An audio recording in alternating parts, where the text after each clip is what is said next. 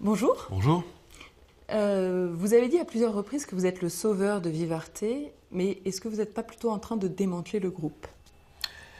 J'aime pas dire que je suis le sauveur. L'entreprise aujourd'hui est dirigée par un comité, et ce comité va travailler pour sauver l'entreprise, ou pour sauver toutes les enseignes de l'entreprise. Est-ce que vous n'êtes pas en train de le démanteler, le groupe, en ce moment? Je vous dis pour sauver toutes les enseignes de l'entreprise. Ça veut dire que on va faire des travaux pour faire en sorte que toutes les enseignes de l'entreprise soient demain en mesure d'assurer leur développement, mieux qu'aujourd'hui. Ça veut dire être capable de se développer, et c'est ce qu'on va faire. C'est-à-dire? C'est-à-dire que chacune des enseignes ait les moyens de son développement, d'investir, de former, d'innover et de trouver d'autres designs et d'autres produits. Mais c'est un groupe qui est passé de 17 enseignes il y a 2 ans à 5 enseignes aujourd'hui. Donc c'est un groupe qui est en train, qui est à l'agonie, qui est en train de mourir. Non, le terme de démantèlement n'est pas le bon. C'est un groupe qui avait trop d'enseignes parce qu'on est relativement petit et c'est arrogant de penser qu'à 2 milliards on peut pousser, supporter, aider 17 enseignes.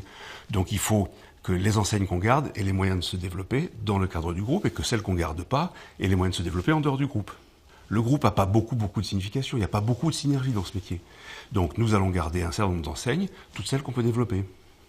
Et celles que vous allez vendre, du coup? Se développeront mieux ailleurs et nous y veillerons parce que... Donc c'est pour le bien du groupe. Nous y veillerons parce que on ne cédera les enseignes que si on est assuré de la pérennité de ces enseignes dans un autre environnement. Nous y veillerons et puis l'ensemble des acteurs y veillera aussi. Et donc c'est pour le bien du groupe? C'est pour le bien de toutes les enseignes composant le groupe aujourd'hui. Mais où va aller les revenus de cette vente? Parce que nous, on est tombé sur une clause de 2014 qui dit que 2/3 des revenus des ventes des enseignes vont aller directement dans la poche des fonds sans passer par les caisses de Vivarte. Donc il semble que directement dans la poche des fonds. Vous voulez dire directement au remboursement de la dette? Oui. C'est pas la même chose. Oui. Nous avons une dette. Et ça veut dire que des gens nous ont prêté de l'argent.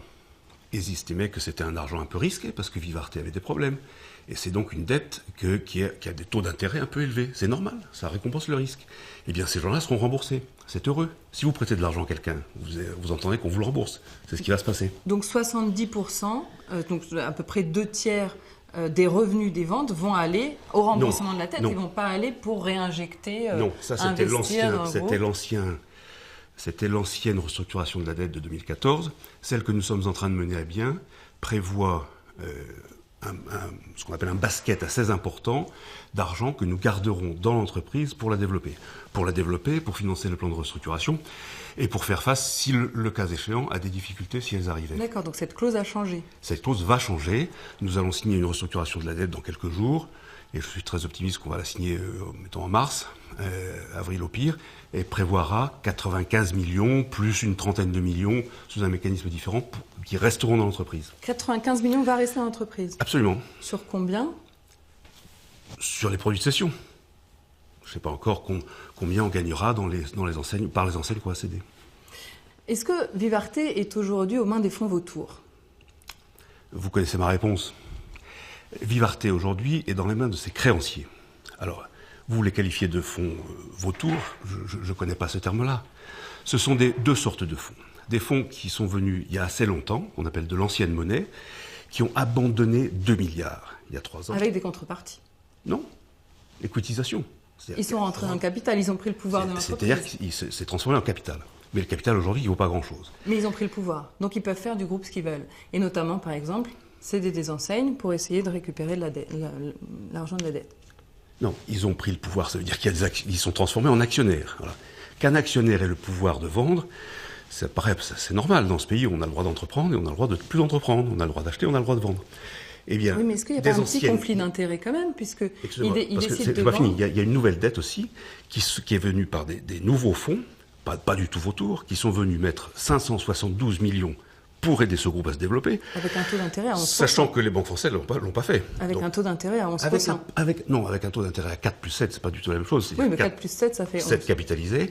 Donc en charge financière, c'est 4%. En charge financière, année après année, mais en tout, ça fait 11. Nous, on a fait des petits calculs, ça veut dire qu'au bout de 5 ans, l'entreprise devra plus de 800 millions. Sauf si on a remboursé un peu de dette.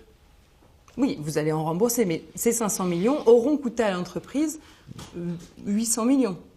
Est-ce que c'est vraiment dans la volonté de développer l'entreprise que de la plomber avec un tel taux d'intérêt? Mais cette entreprise avait trop de dettes, pour des raisons qui sont historiques. Il fallait donc que des gens viennent l'aider. Ces gens-là l'ont fait.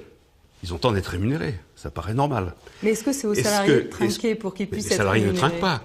Les salariés qui sont dans le groupe vont avoir les conditions de vie et de développement les meilleures qui soient, sauf les quelques salariés qu'il va falloir licencier, parce que on parle de milliers de salariés qui ont perdu leur emploi et qui vont perdre leur emploi. Mais ils ne sont pas licenciés parce qu'il y a des fonds. Ils sont licenciés parce que le marché du textile, le marché du prêt-à-porter, le marché des chaussures a considérablement décru. Et que les modes de consommation ont changé. Il faut s'y adapter. D'accord, mais ça veut dire qu'en fait, aujourd'hui, l'argent du groupe sert surtout à rembourser la dette. Non, chère madame, donc, on dépense par an à peu près 100 millions d'investissements. Ça veut dire quoi? Mais vous remboursez plus en dette. On rembourse la dette, on va le faire. Pour une partie, parce que je vous rappelle, 2 milliards ont été écrasés et 800 millions vont l'être. 2 milliards 800 millions. C'est un record mondial. Oui, mais c'est un record mondial d'abandon de dette. 6 minutes 13. On va devoir s'arrêter là, mais j'ai encore plein de questions. C'est dommage si on avait plus de temps quand même. Merci. Merci beaucoup. Au revoir. Au revoir.